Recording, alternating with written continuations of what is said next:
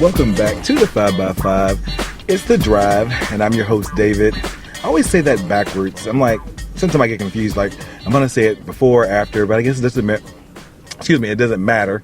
I said it, and I meant it. No, just kidding. Hope you guys are doing well. It's been a stressful day.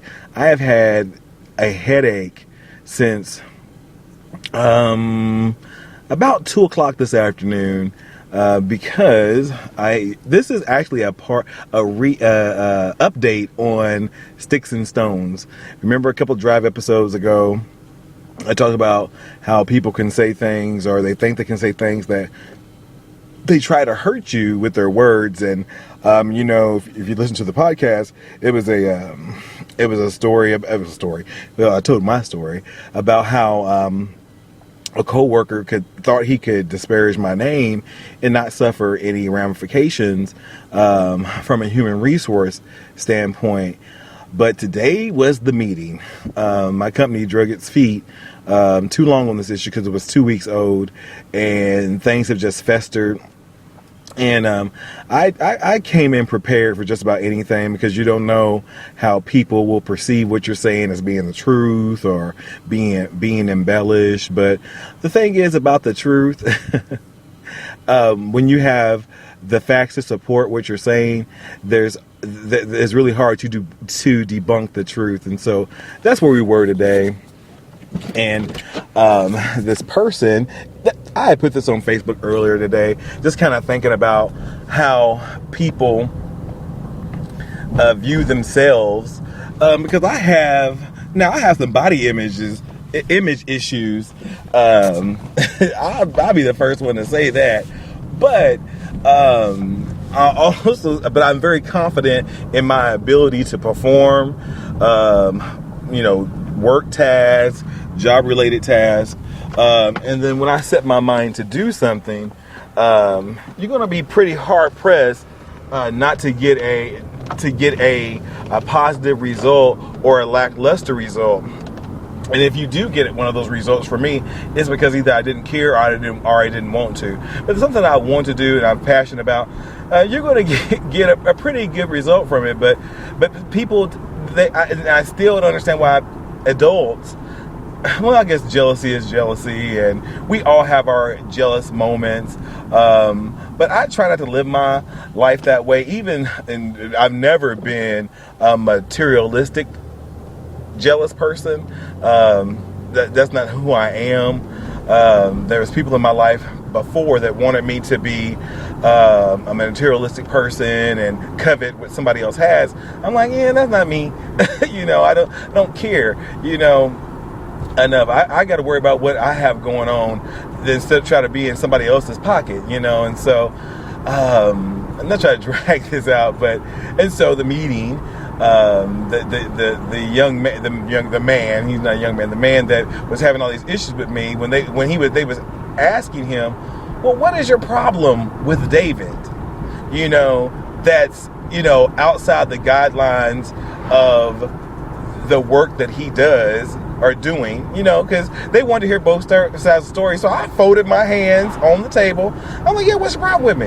Because really, I don't have a problem with you, even though somebody said, well, yes, you do, or you wouldn't be here. No, I have a problem with somebody trying to disparage my name. I don't have a problem with him specifically, because you have to care about somebody to have a problem with them. But I just need you to stop trying to take away from my job with your nonsense. And so she didn't like that. And I know I won't be getting promoted anytime soon because, again, when you have put rules in place, you can't sidestep them because you want to treat somebody favorably, and so And so they asked him the question, what's your problem with David? And he says, he's a snitch. That's what he called me. He called me a snitch. And so they tried it, 2 or 3 different ways to tell him. And I have it recorded. I put this in my pocket and I recorded the whole conversation in case anything comes back. I'm going to have this. So, you had to protect yourself, y'all. I'm a black man working at a professional job that in a city that's not, we're not the majority, let me say. It's not Atlanta. And so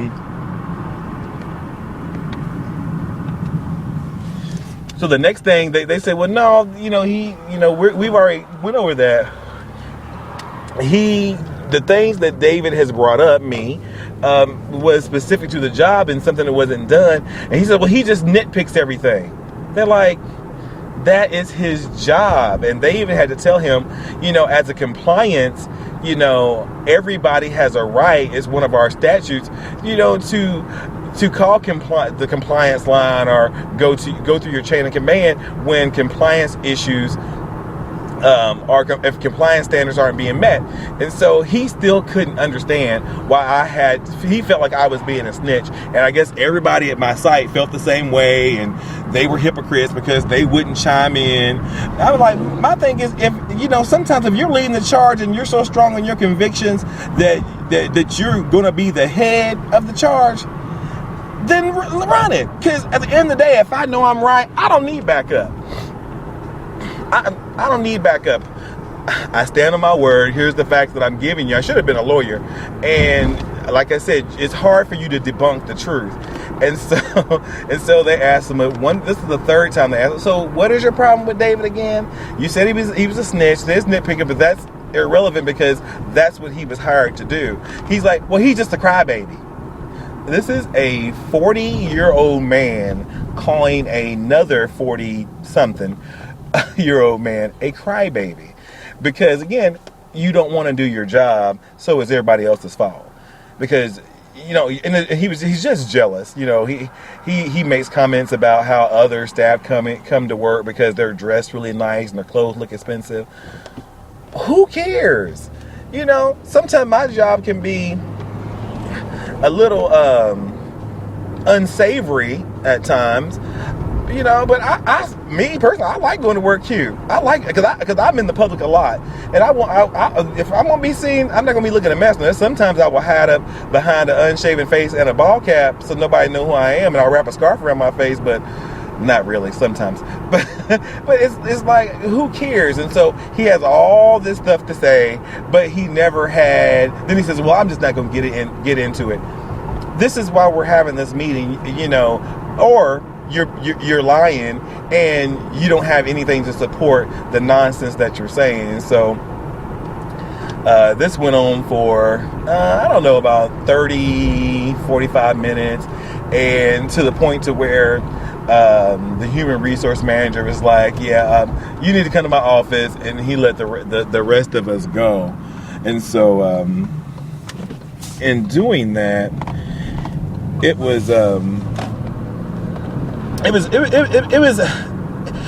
kind of, how that gut sinking feeling is like, I wish it hadn't gone this far, but sometimes you have to stand up for yourself, for your personal convictions, and then people have to be accountable for some of the things they do. And I just made you accountable, and you got mad that I made you accountable.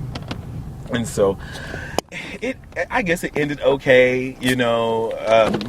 I didn't like I was telling my boss's boss that I didn't do anything wrong. I don't really need to be in the meeting because I didn't do anything wrong. And then, so now the staff that relieved me tonight, they come in with a little bit of an attitude, because when we had these type of meetings, because they was all on the same page earlier against me. But when I'm throwing out things and then you're making a complete fool of yourself, we have a process that we have to do, and it's not been done by the other staff for a year. So when they asked the group, are there any documentation things that we need to talk about? And I'm like, yeah, there's stuff that needs to be taken care of that hasn't been done for a year. And then you have, my boss's boss making excuses and act like that I didn't know what I was talking about. I'm like, I'm not. I've told you guys this 1,000 times. I'm not going to open my mouth if I don't know what I'm talking about. You know, I'll keep quiet until I learn, and and if I feel comfortable enough to speak on something, then I'll speak on it. Um, and I don't think that this person particularly liked that because she said something to me, and I told her, well, that's not true. That's not true. We've had 3 separate meetings in a course of 14 months about this issue, and you are not, they're not compliant. Once again, you're not compliant. So it was definitely a issue. People come over one light off, one light on, tooting horns all loud. You don't be tooting nobody's. Why do people toot at horns at 12 o'clock at night when people are trying to sleep? That's so rude. People are so rude. But I don't know. I just wanted it all to be over because my head was killing me, and I wanted to be done with the situation. So I guess you could say it all ended. Well, I don't say ended well or not, because there's always reprisals. Even if you're right, there's always reprisals. There's always somebody that has issue with the things that you do, even if it's the right thing. And I was asking this the other day. Even if you do the right thing, sometimes you can be called to the carpet. A lot of people don't want to hear the truth. They would rather somebody go behind their back and do stuff, and then rather be truthful about their actions. And I don't understand that with adults.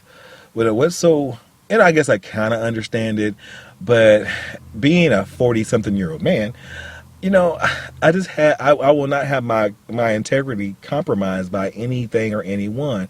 If it's gonna be compromised, it will be done by me, and I think everyone should the world would be better if people would be accountable for their words, be accountable for their actions. Whether you're lying about something or being truthful about something, at least have the balls or the guts enough to say, yeah, that's my position on it. And that's somebody who I try to be. I'm not perfect. Oh, that's funny. That's what he was telling. Another reason he gave them that he has problem with me because I sit around and act like I'm perfect. And he tried to spin it to like I said that I was better than everybody. I said, no, that's not what I said. I said, but this was something you created, sir. I said, you said that I thought I was perfect. That's your perception of me. I can't change that. If that's how you feel about me, there's nothing I can do to change it.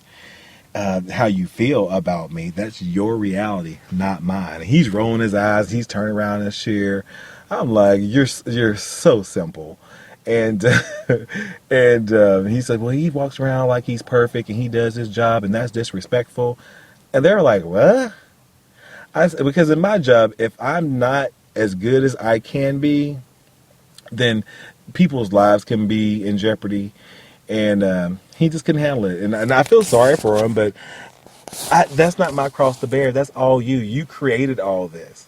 And he said he should have came to me like a man, and blah, and so the human resource person said, I will never let 2 associates or staff members, handle their problems or wherever they are to each other. I'm like, that's why I didn't do it this way, because you see how heated it got in here.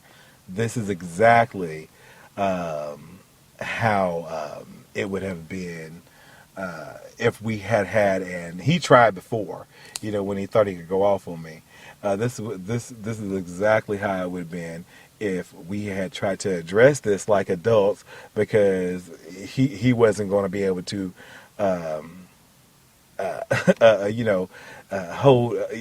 Contain his disdain for me, because it comes down, this gay person, this fag as he called me, faggot. I think that's an affront to him that I had the calm and and I had the cooler head, and he was just going all off, and I'm like, I'm not playing those games with adults. I never have, I never will. And I like I said, I've been in management for years. I'm not doing this with you on a person basis. Needs to be handled by somebody that gets paid, that's in a higher pay grade than we are. And so that's my whole question. Even if it's the truth, is it always the right thing to do? Is it always the right thing to say? I think it is. You guys tell me what you think. And on that note, I'm home. This is my Friday. I do have another work meeting tomorrow, but it's more of a training thing. But I'm gonna sleep in. I have 3 sessions I can go to, so I'm gonna go to the late afternoon session so I can sleep in and get rid of this headache. It's actually kind of gone, but for the greater part of today, I've had a headache, and 6 Tylenol later, sorry liver, it's finally starting to lift. But let me know what you guys think about this, and even if it's the truth, is it always the right thing to tell it? If you have to deal with a whole bunch of drama behind it, I think it is. I want to know what you guys think. This is David from the 5x5, and this is The Drive. You can always tweet me at the 5x5, or check me out on the blog, the5x5.blogspot.com, or our Facebook page, facebook.com/the 5x5, and in the Twitter and blog address, the 5s are numeric. Thank you. Oh, and the Facebook is completely written out, spelled out. Thank you guys for once again letting me vent and ramble and rant. I appreciate you guys. We're up to 700 listeners on Spreaker. I think 700 on Twitter. It doesn't matter. Appreciate you guys. Look for a 5x5 late night show this week. Haven't done one in a while. And also look for the interview with the founder of Free Comic Book Day. Thank you guys for listening. I will see you next time.